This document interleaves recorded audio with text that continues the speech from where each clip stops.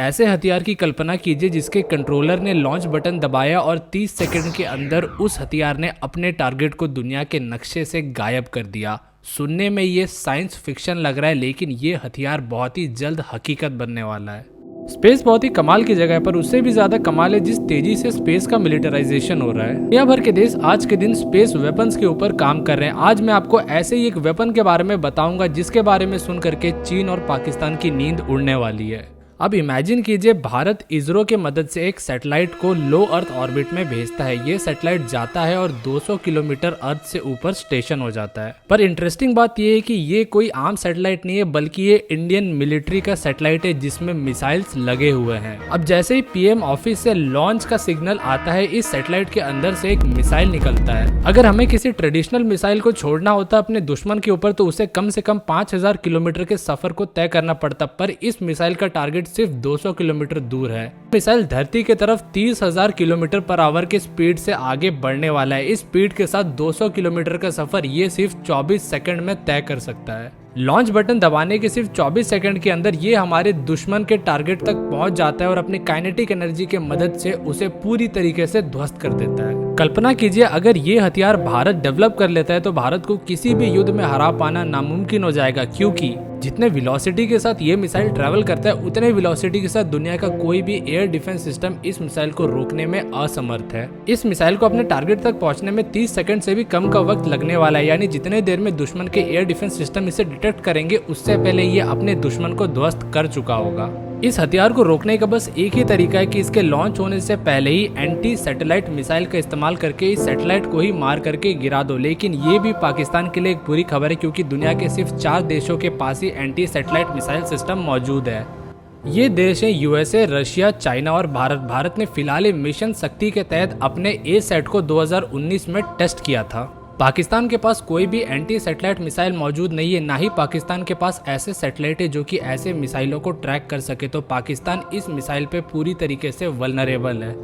कभी भी पाकिस्तान के ऊपर एक लार्ज स्केल स्ट्राइक प्लान कर सकता है, जिसमें एक ही मिनट के अंदर पाकिस्तान के जितने भी बड़े मिलिट्री और एयर बेस है उन सभी को एक ही झटके में भारत ध्वस्त कर सकता है। अगर आपको ये सब सिर्फ एक साइंस फिक्शन लग रहा है तो मैं आपको बता दूं कि ऐसे प्रोजेक्ट्स कोल्ड वॉर के समय से ही चालू हैं। यहाँ तक कि यूनाइटेड स्टेट्स के एयरफोर्स ने इससे भी ज्यादा खतरनाक वेपन को डेवलप कर लिया है। यूएसए इसे बहुत ही जल्दी दुनिया के सामने अनाउंस करने वाला है। हर कोई जानता है कि ये एक सैटेलाइट वेपन होने वाला है, लेकिन ये वेपन एग्जैक्टली क्या है इसके बारे में किसी को नहीं पता है। कुछ यूएसए के मिलिट्री एक्सपर्ट्स का ऐसा मानना है कि ये एक लेजर बेस्ड वेपन हो सकता है, यानी यूनाइटेड स्टेट्स एयरफोर्स ने अपने सैटेलाइट में एक ऐसे लेजर वेपन को फिट कर दिया है जिसके मदद से वो दुश्मन के सैटेलाइट्स को मार के गिरा सकता है, धरती पे बैठे दुश्मनों को टारगेट कर सकता है और यहाँ तक कि हवा में जो एयरक्राफ्ट्स और मिसाइल्स उड़ रहे हैं उन दोनों को भी मार करके गिरा सकता है। इस वेपन के लॉन्च होने के बाद इसे कंट्रोल करेगा यूनाइटेड स्टेट्स स्पेस फोर्स। जी हाँ, क्या आपको पता है कि यूएसए ने 2019 में अपने आर्मी, एयरफोर्स और नेवी के साथ एक और विंग का गठन कर दिया जो कि है United states space force. Unit का काम है स्पेस में युद्ध लड़ना और स्पेस को पूरी तरीके से कंट्रोल करना।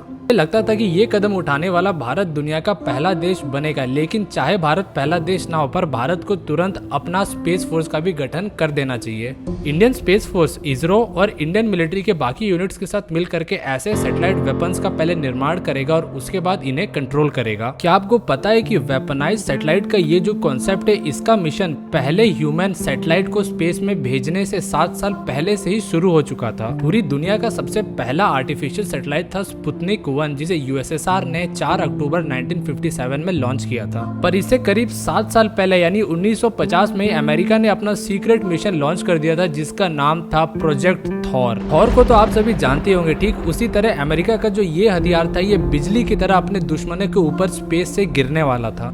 पर यह प्रोजेक्ट कंसेप्ट के स्टेज से कभी आगे बढ़ ही नहीं पाया, क्योंकि उस समय स्पेस टेक्नोलॉजी अपने स्टार्टिंग फेज में था। यहाँ तक कि इंसानों ने अपना पहला सैटेलाइट भी लॉन्च नहीं किया था। फ्यूचर में जैसे जैसे ये टेक्नोलॉजी आगे एडवांस किया, इसी प्रोजेक्ट के ऊपर एक और प्रोजेक्ट आया जिसका नाम था रॉड्स फ्रॉम गॉड, यानी हिंदी में कहूँ तो भगवान की लाठी।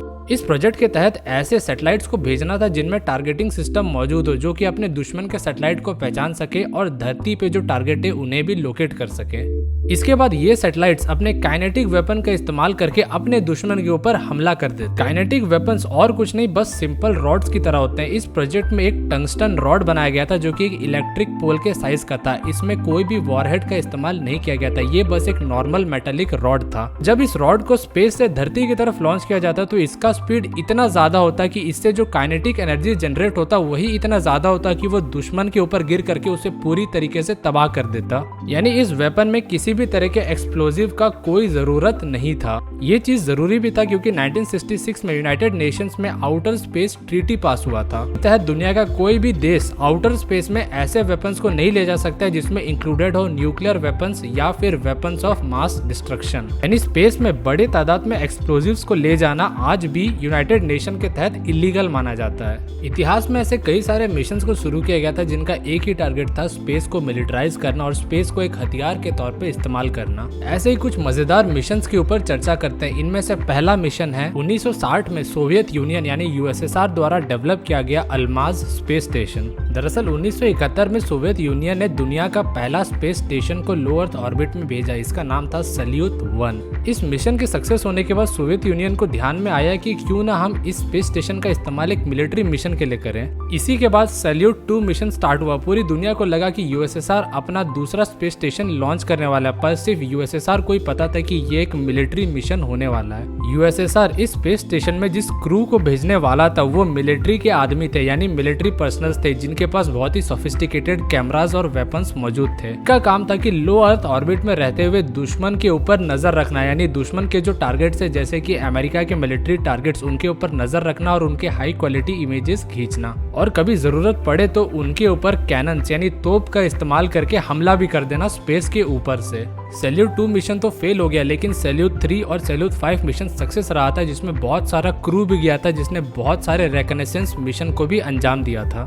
ठीक उसी समय यूएसए भी अपना मिशन लॉन्च कर रहा था जिसका नाम था MOL यानी मैन्ड ऑर्बिटिंग लेबोरेटरी। इसका भी टारगेट कुछ वैसा ही था। इसमें कुछ 14 एस्ट्रोनॉट जाने वाले थे जिनका काम था फोटोग्राफ्स खरीदना, लेकिन ये मिशन और भी ज्यादा खतरनाक था क्योंकि इस सैटेलाइट में एक मिसाइल भी लगा होता और साथ ही साथ इसमें एक नेट भी होता। इसमें लगे मिसाइल्स का काम होता कि सीधे ग्राउंड में जो दुश्मन मौजूद है यानी उस समय के यूएसएसआर, उनके ऊपर जाकर के स्ट्राइक करना, और इस सैटेलाइट में जो नेट लगा हुआ था उसका काम था दुश्मन के सैटेलाइट को पकड़ना, यानी यूएसएसआर के सैटेलाइट को अपने नेट में पकड़ लेना और किसी तरीके से उन्हें धरती की तरफ क्रैश करवा देना।